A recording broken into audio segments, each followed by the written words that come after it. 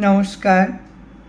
ঠাকুরকে প্রণাম জানিয়ে বেদবাণীর ৩৮৫ নম্বর চিঠিটা পড়ার চেষ্টা করছি ১৭১ নম্বর পাতা থেকে। এখানে ঠাকুর আশ্রিতজনকে উত্তরে লিখেছেন, চিঠির উত্তরে, সংসার চক্রের বিবর্তনে জগৎ ভাসমান। এই যে আমাদের সংসার, এই সংসার যে চাকার এই যে একটা ঘুরপাক, এই যে একটা ঘূর্ণায়মান, যে একটা পরিবর্তন, সবসময় যে তার একটা ঘূর্ণন, এই সংসার চাকার বিবর্তনে, এই ঘূর্ণিপাকের ফলে, এই পরিবর্তনের ফলে জগৎ তার এতেই হচ্ছে জগৎটা ভেসে থাকছে, ভাসমান। যেমন জলের উপর যেমন একটা ভেসে থাকা, ঠিক সেরকম সংসার চক্রের বিবর্তনে জগৎ ভাসমান। এই বিশ্ব ভেসে আছে এই সংসার চক্রের যে একটা বিবর্তন, যে পরিবর্তন, এই সংসারের চাকায় যে পরিবর্তন হয় এই ঘূর্ণনের ফলে, তাতে জগৎটা ভেসে আছে। ভ্রান্ত রোগে বন্দী হইয়া নানান আবর্ত প্রায় পায়। ভ্রান্ত রোগে, একেবারে ভুলভাল অসুস্থতায়, যার কোনো সত্যতা নেই, এরকম অসুস্থতায় কি হয়, বন্দী হইয়া পড়ে, একেবারে নিজেকে আটক করে রাখে, নিজেকে একবারে অবরুদ্ধ করে রাখে, হয়ে নানান আবর্ত পায়। নানান আবর্ত হচ্ছে নানান একটা কুণ্ডলি পাকায়, ঘুরপাক খায় ভেতরে একটা, এই যে আমার এই একটা ভুলভাল ভাবনা, ভুলভাল, এগুলো হচ্ছে রোগ। আমরা সবসময় যে চিন্তা ভাবনার মধ্যে যে একটা সচেতনতা, একটা যে ভাবনার মধ্যে যে একটা বেস থাকবে, এগুলো কিন্তু আমাদের মধ্যে নেই। কেন? আমরা নিজেরা কর্তা সাজতে জানি। কোনটা নিত্য, কোনটা অনিত্য, কোনটা স্থায়ী, এটা আমরা বুঝতে চাই না আমাদের কর্তা ভাব আছে বলে। তাই ঠাকুর লিখেছেন, ভ্রান্ত রোগে, একেবারে ভুল অসুস্থতায় বন্দী হইয়া, আমরা আটক হয়ে কি হয়, নানান আবর্ত পাই, নানান ঘূর্ণিপাকে আমরা ঘুরতে থাকি। যাহাতে সর্বদা অকর্তা হইয়া এই আবর্তন বেগ সহ্যতে পরিণত করা যায়, তাহারই নিত্য চেষ্টাকে নিত্য সেবা বলে। আমি আরেকবার পড়ি এই লাইনটা। যাহাতে যেন এরকম যেহেতু বা যেন, যাহাতে সবসময়, সর্বদা, সবসময় অকর্তা হইয়া, নিজেকে কখনো তুমি কর্তা ভাবতে যেও না, সবটাই তার উপর তুমি ছেড়ে দাও। তোমার যে আরাধ্য দেবতা, যাকে তুমি সবসময় তোমার পূজনীয়, যে পরম আরাধ্য, তার ওপর তুমি সব ছেড়ে দাও। তুমি কর্তা সাজতে যেও না, কোনো কাজ তুমি করতে পারো না।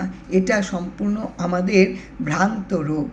এই ভ্রান্ত রোগের জন্য আমরা খালি ঘুরপাক খেতে থাকি। আমাদের জন্ম হয়, মৃত্যু হয়, আবার এসে নানান আবর্তে আমরা ঘুরপাক খেতে থাকি, খেতে খেতে আবার আমাদের মৃত্যু হয়। এই হচ্ছে বারবার একটা সবসময় একটা চাকা ঘুরছে।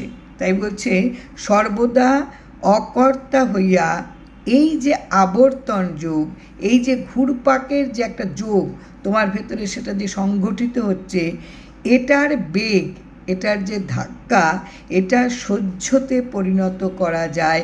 এটাকে তুমি সহ্য করতে পারবে।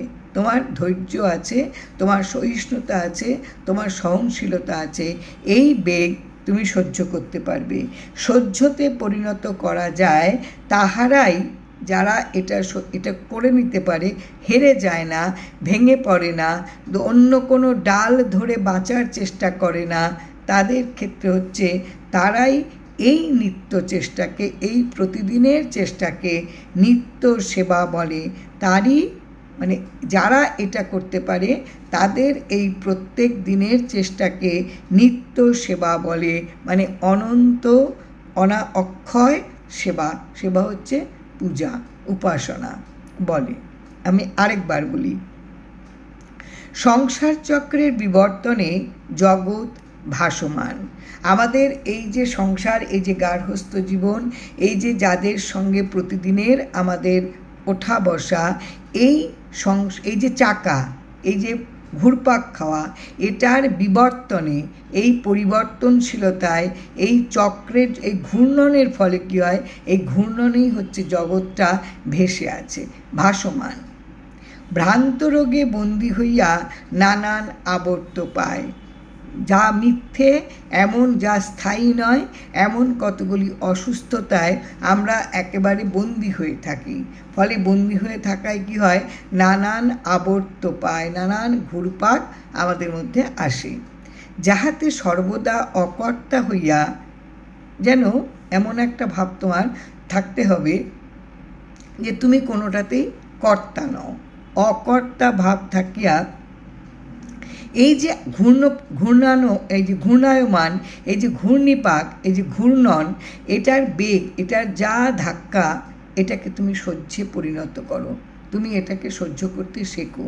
তুমি জানো যে এই যাই আসুক না কেন তোমাকে সহ্য করতে হবে, তুমি সহ্য করতে পারবে। এই সহ্য করতে পেরে তখন যদি তুমি রোজ এটাকে সহ্য করতে চেষ্টা করো, তাহলেই তোমার কিন্তু যে পুজোটা হবে এটা অক্ষয়, এটা অনন্ত, নিত্য সেবা হয়, এটাকে বলে নিত্য সেবা। তুমি যদি এগুলোকে সহ্য করতে পারো, তোমার যে প্রতিদিনের যে তোমার ভেতরে যে আবর্ত এসে তোমাকে নানান রকমের ধাক্কা দিয়ে তোমাকে একেবারে কাবু করার চেষ্টা করবে, তুমি যদি কাবু না হও, কারণ তোমার ভেতরে যদি কর্তা ভাব না থাকে তাহলে তোমাকে কাবু করা সম্ভব না। কিন্তু যদি তোমার ভেতরে কর্তা ভাব থাকে তাহলে তুমি অল্পেতেই কিন্তু তুমি ক্লান্ত হয়ে পড়বে। তখন মনে হবে যে নিজে আমি কিছু করার চেষ্টা করি, আমাকে এবার আমার যা কর্তা ভাব আমার মধ্যে জাগরিত হলো, এটা আমার ভুলভাল হয়ে যাবে।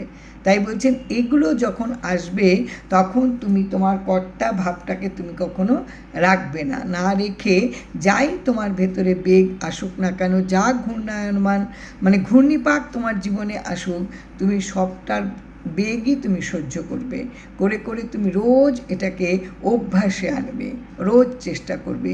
যদি এটা তুমি করতে পারো তাহলেই তোমার নিত্য সেবা হবে, মানে অনন্ত তুমি উপাসনা করতে পারবে, একদম তোমার যে উপাসনা সেটা হবে অক্ষয়। অতএব সর্বদা অভ্যাস রাখা উচিত। এই যে বেগ সহ্য করার, এটা তোমার ভেতরে একটা অভ্যেস থাকতে হবে। ভ্রান্ত জগতে বুদ্ধি ও মন আবর্তনে সুখ দুঃখ, লাভ অলাভ, সিদ্ধ অসিদ্ধ প্রকাশ পায়। এই যে ভুলের যে জগৎ, এই যে মায়াময় কপটতায় ভরা এই যে সংসার, এই যে জগৎ, এটাতে কি হয়, বুদ্ধি আর মনের ভেতরে যে একটা ঘূর্ণিপাক হয়, এই ঘূর্ণিপাকের ফলে সুখ আসে, দুঃখ আসে, লাভ আসে, অলাভ আসে, সিদ্ধ অসিদ্ধ, এগুলো সব প্রকাশ পায়।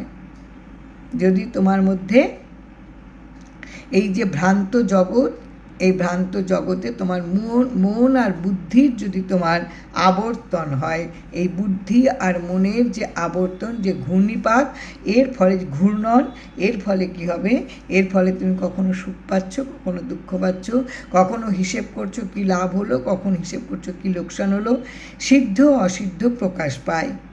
সেই সকল অজগর মাত্র, সেই সকল অজগর মাত্র, অজগর হচ্ছে আমরা যেটা জানি এক প্রকার বড় সাপ, যে অনায়াসেই যে কোনো প্রাণী, একটা ছাগলও পর্যন্ত খেয়ে নিতে পারে, এবং সে খুব অলস প্রকৃতির, মানে একটা প্রাণী যদি সে পেট ভরে খেয়ে নিল সে আর নড়াচড়া করে না। তাহলে এই জায়গাটায় ঠাকুর কেন অজগর কথাটা লিখেছেন? ঠাকুর লিখেছেন সেই সকল অজগর মাত্র, মানে সেই সকল হচ্ছে একটা যাদের ভিতরে সব সময় একটা অবসরের মনোভাব আছে, সব সময় মনের যে ভাব, এটার মধ্যে একটা ল্যাথার্জি, এটার মধ্যে সবসময় মনে হয় আমি এটাকে নিয়েই একেবারে কাটিয়ে দিই, আর নড়ব। অজগর সাপের পেটে যদি একটা ছাগল ঢুকে যায়, সে বোধহয় আর বেশ কিছুদিন সে ওই রাস্তাটা ঘিরেই পড়ে থাকে, সে আর নড়াচড়া করে না।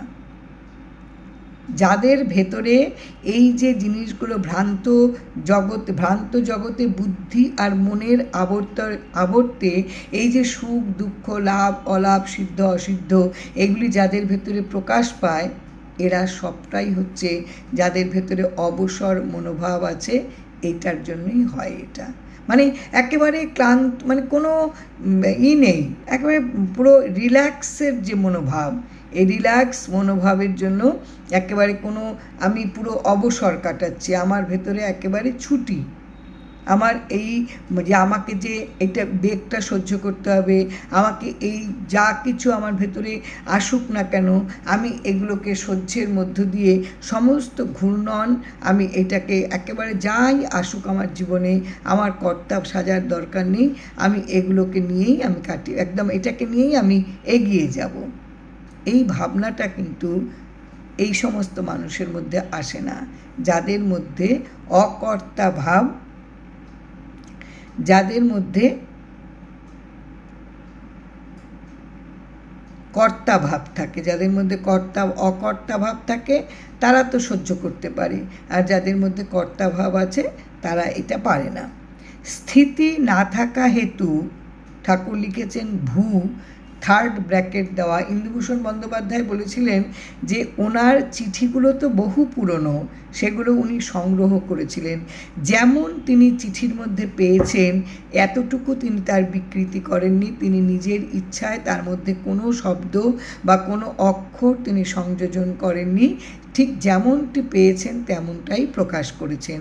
তাই এই জায়গাটায়, এই যে অজাগর ঠাকুর লিখেছিলেন, ইন্দুভূষণ বন্দ্যোপাধ্যায় থার্ড ব্র্যাকেট দিয়ে শুরু এবং শেষ করে মাঝখানে জিজ্ঞাসা চিহ্ন দিয়ে দিয়েছিলেন, কেননা এটা বোধহয় তার, ইন্দুভূষণ বন্দ্যোপাধ্যায়ের ওই যে বোধহয় অস্পষ্ট শব্দ ছিল, যেটা যে মানে তার বুঝতে অসুবিধে হয়েছিল, এই জন্য জিজ্ঞাসা চিহ্ন।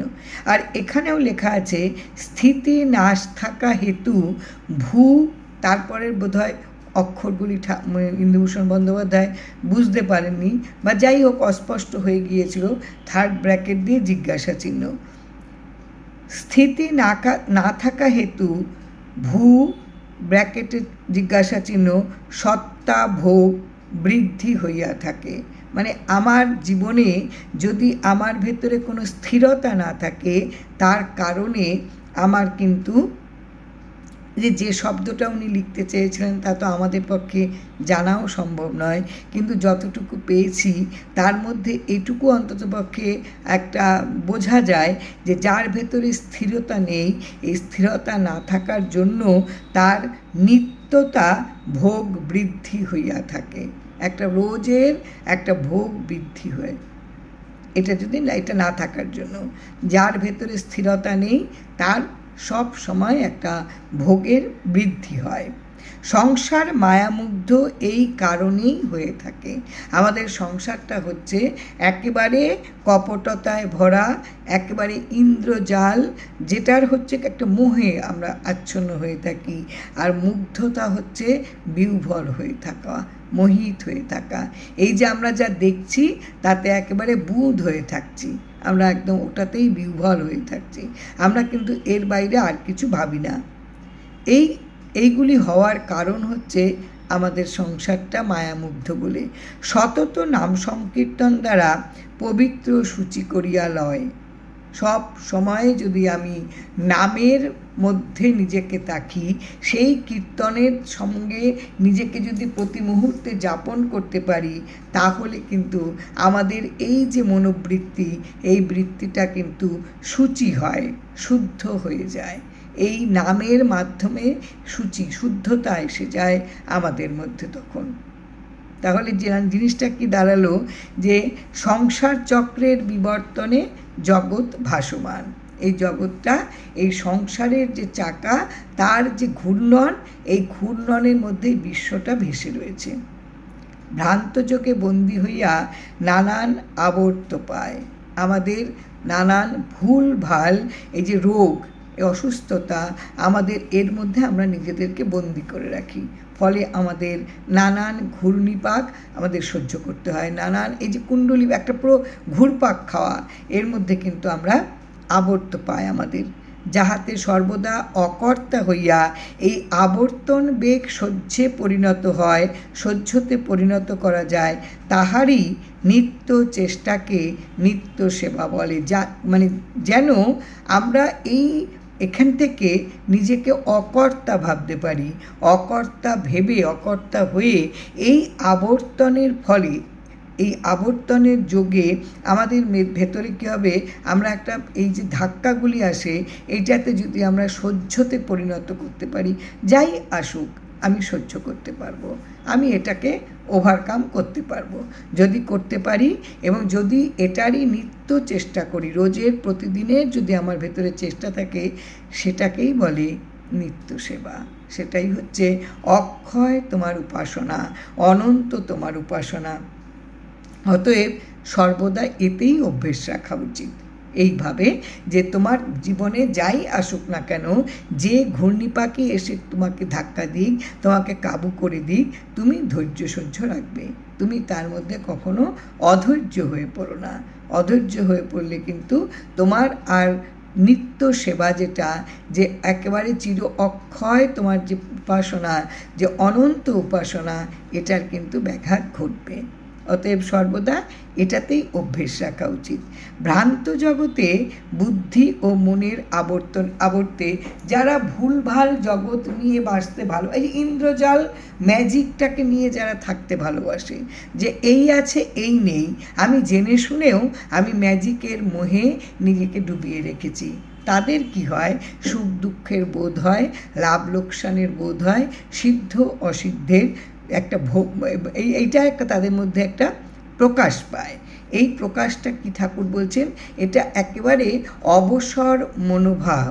বলছেন এই সেই সকল অজকর মাত্র যাদের ভিতরে এইগুলো আছে, এরা হচ্ছে একেবারে অবসরের মনোভাব। এদের মধ্যে স্থিতি না থাকা হেতু, এদের মধ্যে কোনো স্থিরতা নেই বলে সত্তা ভোগ বৃদ্ধি পাইয়া থাকে।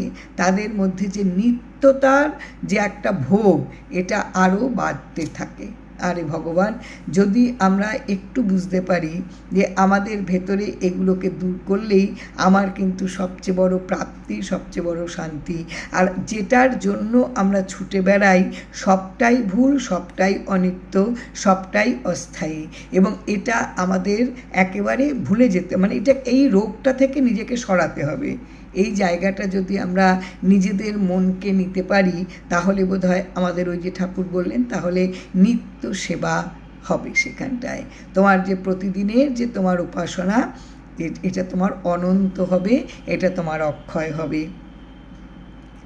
সংসার মায়া মুগ্ধ বলিয়াই এগুলো ঘটে থাকে। আমরা যাই দেখি না কেন আমাদের একটা মোহিত হয়ে থাকি, মোহিত হয়ে থাকি। এই অথচ এই মায়া যে আমরা যে সবসময় মুগ্ধ হয়ে পড়ি, বিহ্বল হয়ে পড়ি, এগুলো সব কপটতাপূর্ণ, সব ভ্রান্তিমূলক। কিন্তু তবুও আমরা মোহের জালে আমরা একদম কেমন যেন মুহ্যমান হয়ে থাকি, মোহিত হয়ে থাকি। সব সময় সততা নাম সংকীর্তন দ্বারা পবিত্র সূচি করিয়া লয়। সবসময় যদি তুমি নামের কীর্তনে থাকো, তাহলে তোমার ভেতরটা একেবারে শুদ্ধ হয়ে যায়। সূচি হচ্ছে শুদ্ধ, মনটাকে শুদ্ধ করে নেয়। এই ধরনের চিঠিগুলো যদি আমরা প্রত্যেক দিন পড়তে পারি, প্রত্যেক দিন যদি খানিকটা হলেও মনের মধ্যে নিতে পারি, প্রত্যেকটা বাক্যকে, প্রত্যেকটা শব্দকে নিয়ে যদি আমরা তাকে যত্নে, তার সঙ্গে যদি আমরা সম্পর্ক করতে পারি, আমরা বোধহয় প্রতিদিন, তাহলে এই যে অস্থিরতা, এই যে আমাদের ভেতরে যে একটা কি লাভ হলো, কি পেলাম, কি আমার দুঃখ ভেতরে ভীষণ, এই সব কিছু কিন্তু সরে যাবে। ঠাকুর বলছেন এগুলো হচ্ছে একটা ভ্রান্ত রোগ, এগুলো কিন্তু দূর হয়ে যাবে। জয় রাম, জয় রাম। অপূর্ব চিঠি।